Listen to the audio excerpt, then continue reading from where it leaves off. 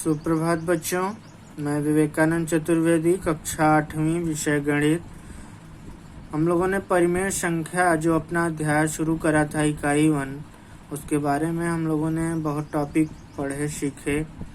आज हम अपने अंतिम टॉपिक के बारे में बात करेंगे। जैसा कि मैंने आपको पहले भी बता रखा है कि दशमलव, हमने पिछले वीडियो में पढ़ा था कि परिमेय संख्या को हम दशमलव में कैसे बदलते हैं।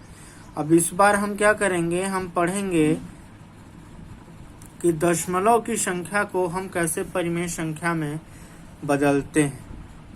तो जैसा कि आप उदाहरण के माध्यम से हम देखें, यहाँ तालिका में आप देख रहे हैं लिख रखा है सैकड़ा, दहाई, इकाई, दशमलव बिंदु, दशांश, शतांश, सहस्त्रांश। यानी कि जब हम किसी संख्या को दशमलव संख्या में इस तरह से निरूपित कर देते हैं तो दशमलव के बाईं तरफ जो संख्याएं होती हैं उसकी गणना हम जैसे इकाई, दहाई, सैकड़ा के हिसाब से करते हैं, वह पहले अंक से शुरू होता है।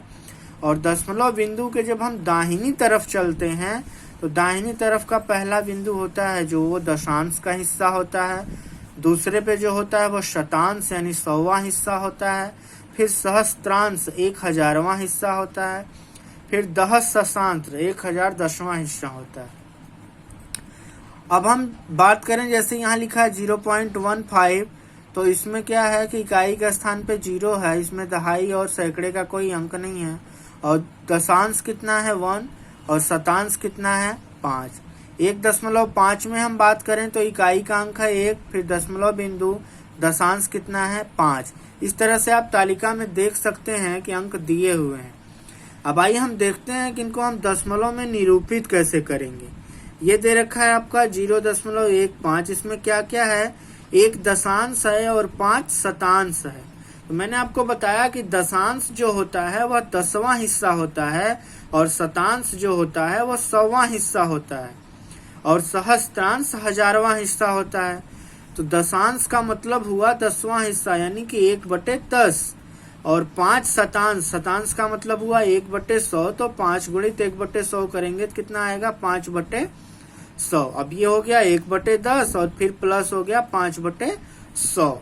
उसके बाद हम क्या करेंगे, एलसीएम लेके, लसा लेके जैसे हम संख्याओं को हल करते हैं उसी तरह हम हल कर देंगे। तो दोनों का लसा कितना हो जाएगा 100।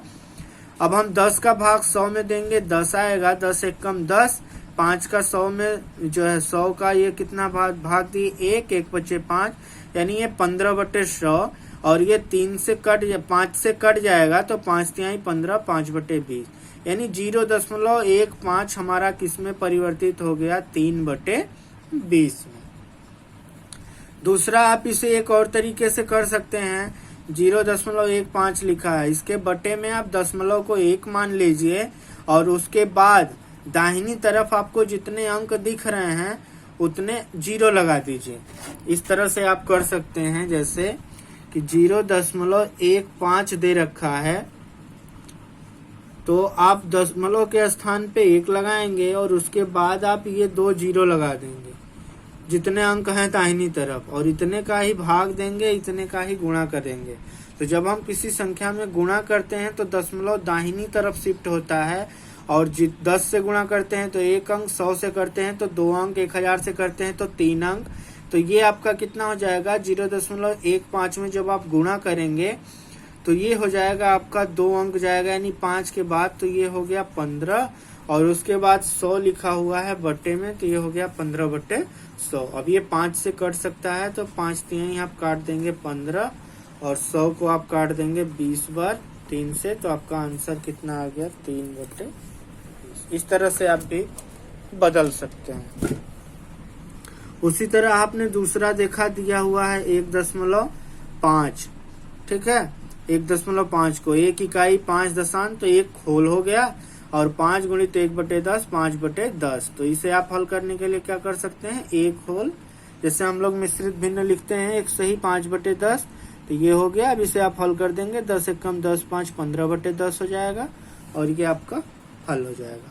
तो इस तरह से आप संख्याओं को क्या कर सकते हैं कि दशमलव की संख्या को परिमेय संख्या के रूप में परिवर्तित कर सकते हैं। तो इस तरह आपका ये पहला चैप्टर बच्चों समाप्त हुआ। परिमेय संख्या, परिमेय संख्याओं के बारे में आपने अध्ययन करा, उन्हें हम कैसे जोड़ते हैं, कैसे घटाते हैं, उनके प्रगुण के बारे में, उनका जोड़ कैसे करते हैं, घटाना कैसे करते हैं, गुणा कैसे करते हैं, भाग कैसे करते हैं, परिमेय संख्याओं को दशमलव में कैसे बदलते हैं और दशमलव की संख्याओं को परिमेय संख्याओं में कैसे बदलते हैं, ये सब आपने सीखा। तो आप ये सारे वीडियोज जो मैंने आपको भेजे हुए हैं उनको आप ध्यान से देखें, सीखें, अभ्यास के प्रश्न को जो व्हाट्सएप ग्रुप में गया है उसे हल करें। और 1-2 दिन का मैं आपको टाइम देता हूँ, इसके बाद हम लोग अपना दूसरा अध्याय शुरू करेंगे। तो आपको इस अभ्यास प्रश्नों में या जिस टॉपिक में समस्या होगी आप ग्रुप में डिस्कस कर सकते हैं, प्रश्न अपना पूछ सकते हैं। और आप इन सारी चीज़ों को देखें, समझें, पढ़ें। तब तक के लिए धन्यवाद।